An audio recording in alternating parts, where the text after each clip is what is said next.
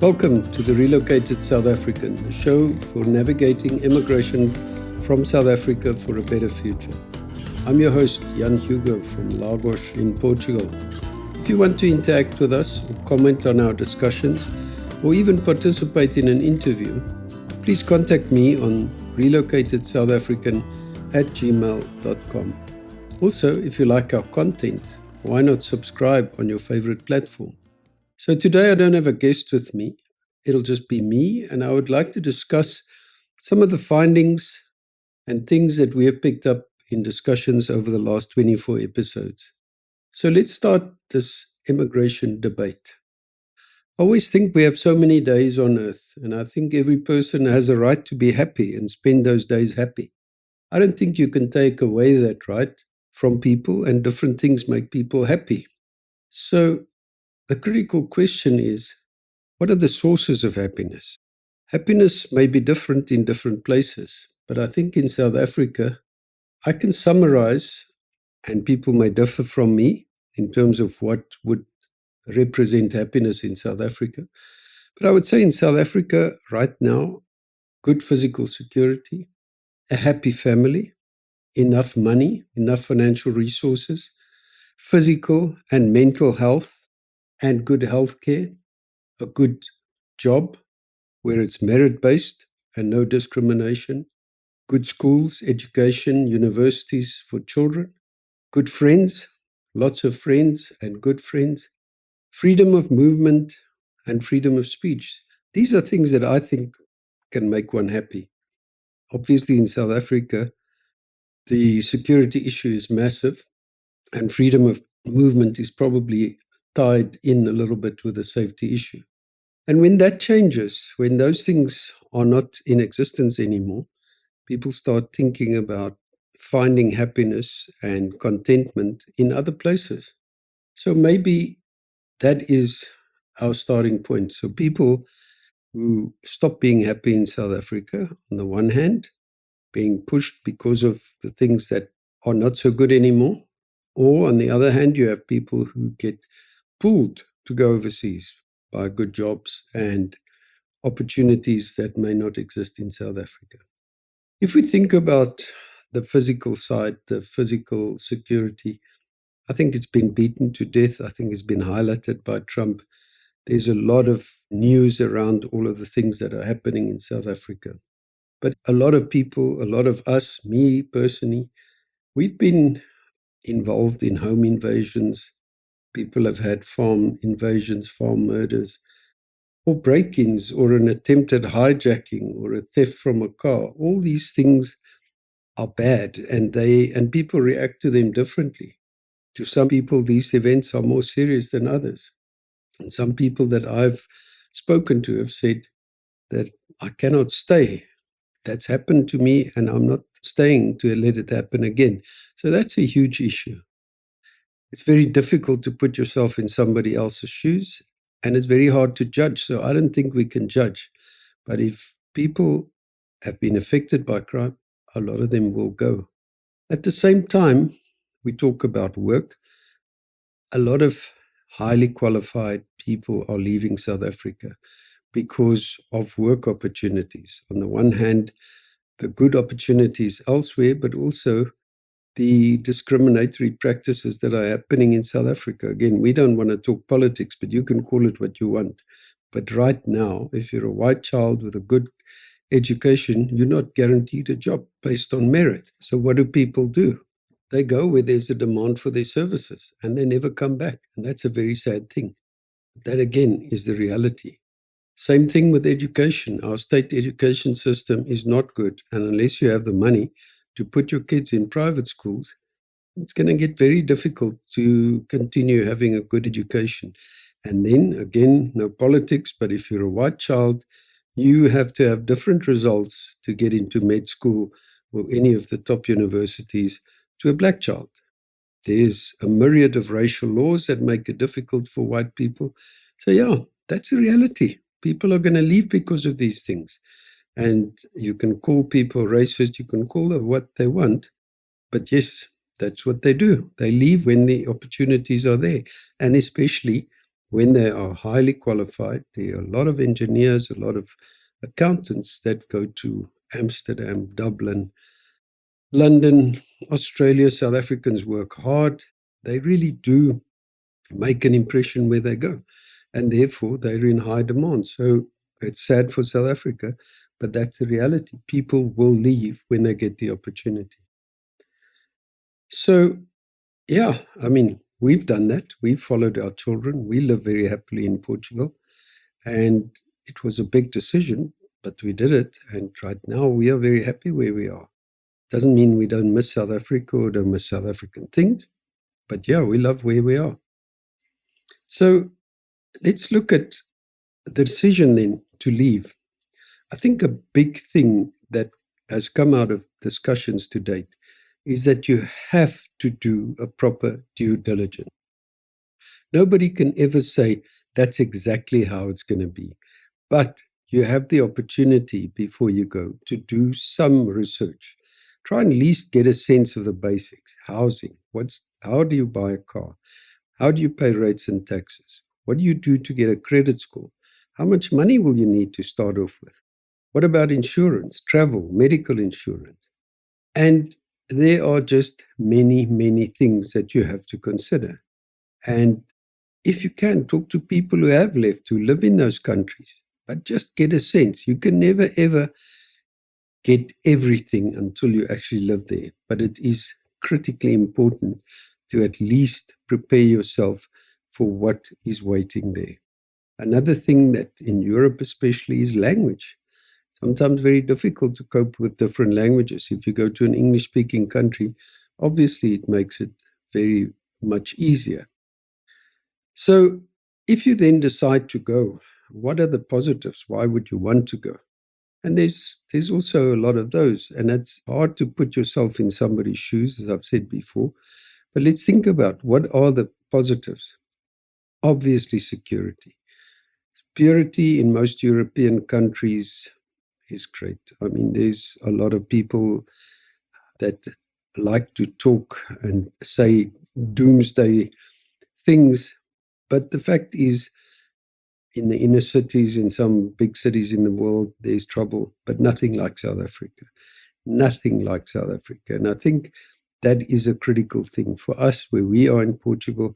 We are, every day we see the benefits of having proper security, of not worrying about your physical safety like you do in South Africa. So that's a critical thing. People often in the discussions talk about their kids riding bikes to school, being able to play on the front lawn, not feeling scared, not worrying about opening a car window. So these are things that are critical.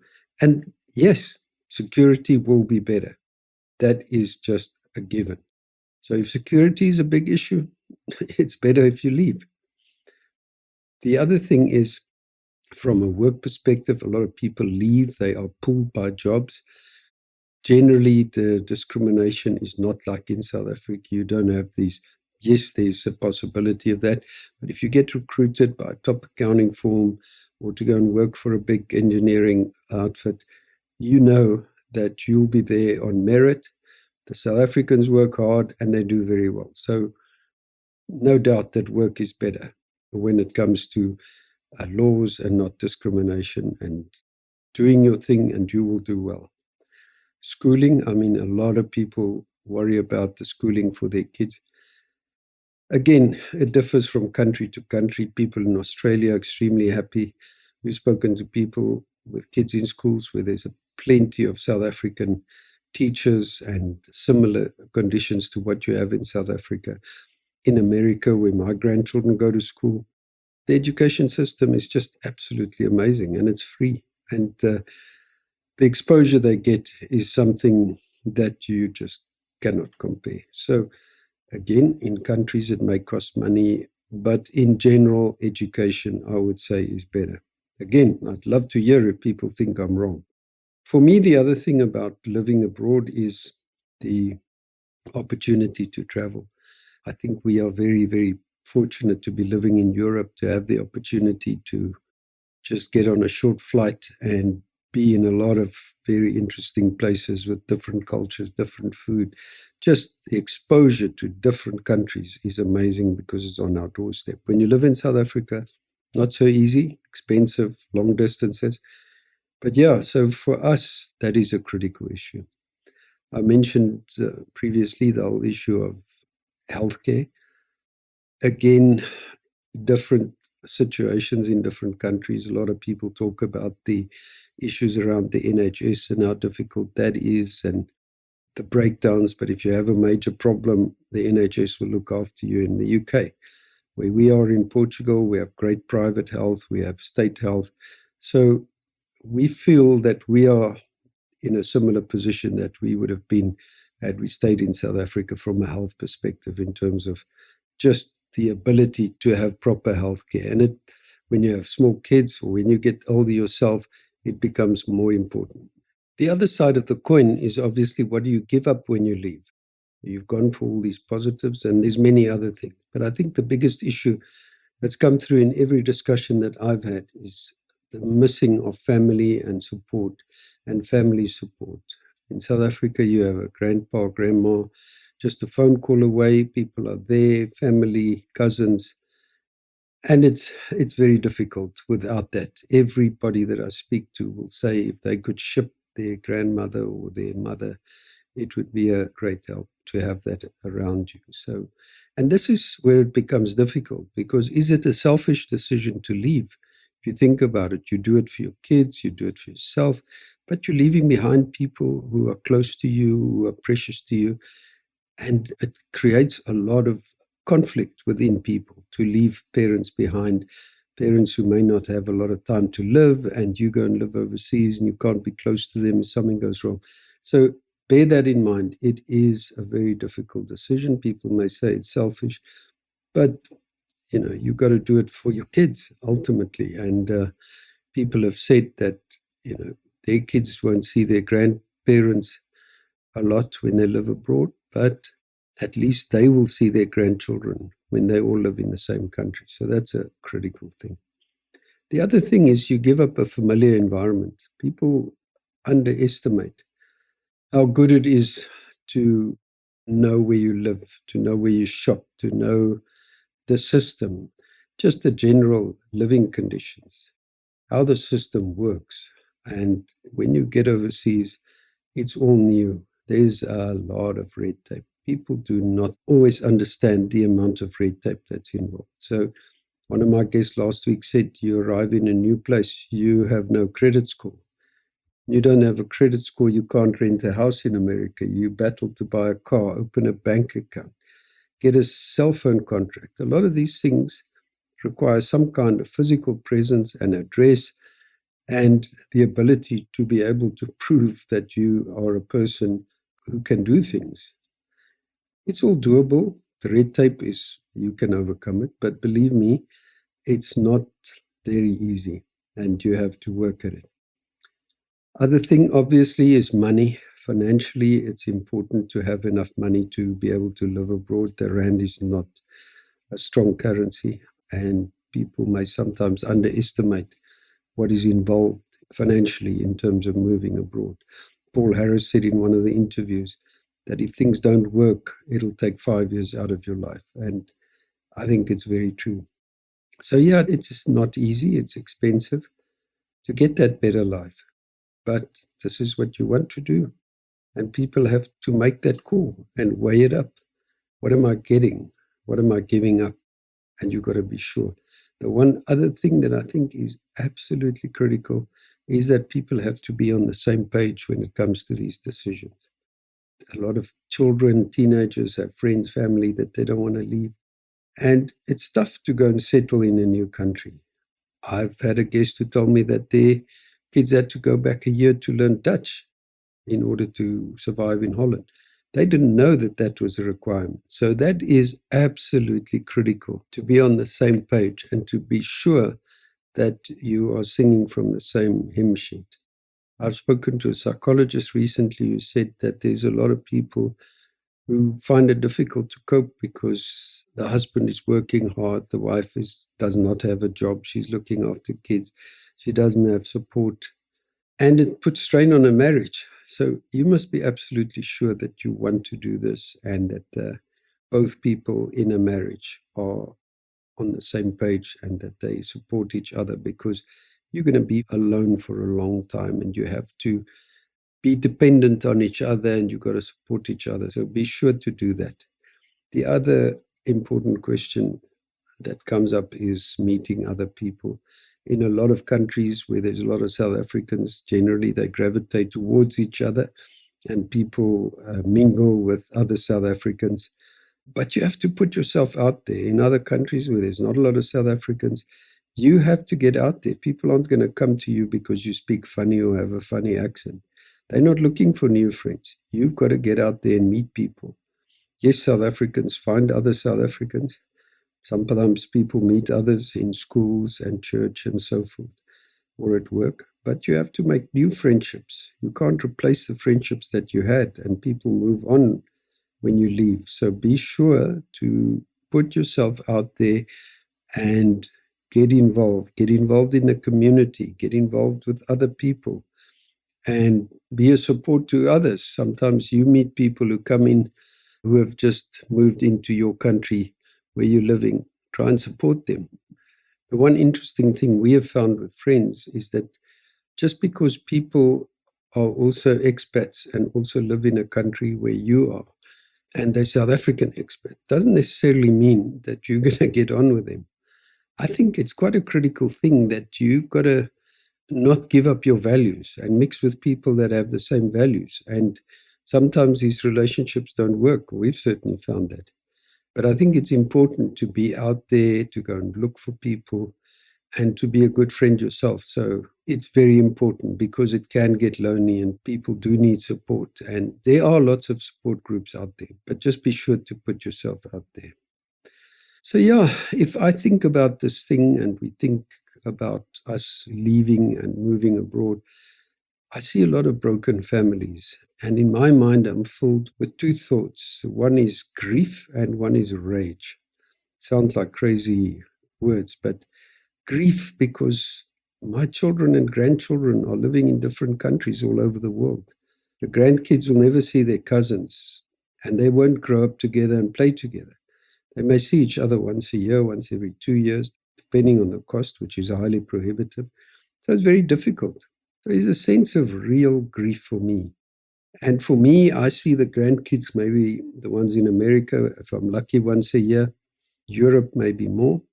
But these things, it's difficult because this whole immigration thing and leaving and having to leave and wanting to leave, it breaks families and it's hard. And it's hard for the people that stay behind. I'm talking about us, we live in Europe. But there are so many South African families with parents and grandparents still living in South Africa and the kids living abroad. Yeah, it really is like grief. And then on the other hand, I look at what could have been, what a normal situation would have been. If South Africa was just a country like any other country, we could have stayed there. We didn't have to leave. Our kids didn't have to leave. We could have made that country grow. But now we have a circus of a government. So this is where my rage comes in, because I think to see how the country is destroyed and how these racial laws and these idiots that think they are so important are messing up the country, and they have no realization of the tax base, the quality of people, and just the broken families that are left behind because of their idiocy and blaming everything on apartheid 30 years ago. So I don't want to get involved in politics, but to say that I am really cheesed off is an understatement. I think we have the right to be cheesed off, and we have to try and make the best of it. And we can't judge anybody who wants to leave. All I can say is, if you have left, we're thinking of leaving, think carefully and don't judge. Make the decision that is best for you and your family. Sometimes it's hard to make the sacrifice now, but 5 years down the line, you look back and you'll say, wow, I did the right thing. Also, do not look over your shoulder. Do not think about going back. Make absolutely sure that it will work or that you're trying to give it your best before you go back. So yeah, that's my little story. If you agree, disagree, let me know. Interact with us on relocatedSouthAfrican@gmail.com. Thanks for listening. Thank you for being part of the family of the Relocated South African. If you like this episode, please let us know or subscribe on your favorite platform. Until next time.